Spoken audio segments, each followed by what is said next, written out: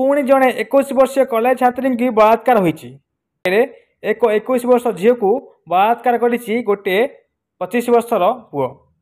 हाँ दर्शक बंधु, पश्चिम बंगर कोलकाता आरजीकर मेडिकल कॉलेज रे ट्रेनिंग महिला डाक्तर को बलात्कार पर हत्या घटना एवं सारा राज्य में डाक्तर मान आंदोलन कर प्रतिवाद करता बेले बेंगलोर पुणी एक रजर घटना सामना को आसी।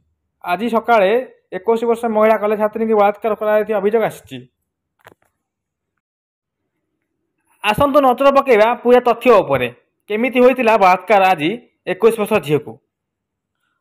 अतिरिक्त पुलिस कमिशनर रमण गुप्ता कहवा अनुसार सिटी कॉलेज छात्री जनक एक पार्टी जगत घर को फेरुले। सेति बेले छात्री जनक एक अपरिचित व्यक्ति को लिफ्ट मागिथिले। व्यक्ति जनक तांको लिफ्ट देई निर्धारित स्थान को नेवा परिवर्ते एक अजଣା स्थान को नहीं जाइथिले। सेठारे संपृक्त व्यक्ति जनक छात्री को बलात्कार करते अभियोग होइछि। उद्धार पर छात्री जनक एक हस्पिटाल भर्ती होइछन्ति। चिकित्सा पर स्वास्थ्य अवस्था स्थिर रही। छात्री डाक्तरी परीक्षा पर अधिक विवरण उपलब्ध होगा पुलिस कही। पुलिस भारत न्याय संहिता धारा 64 एक मामला बलात्कार मामला रुजु कर तदंत करुछि।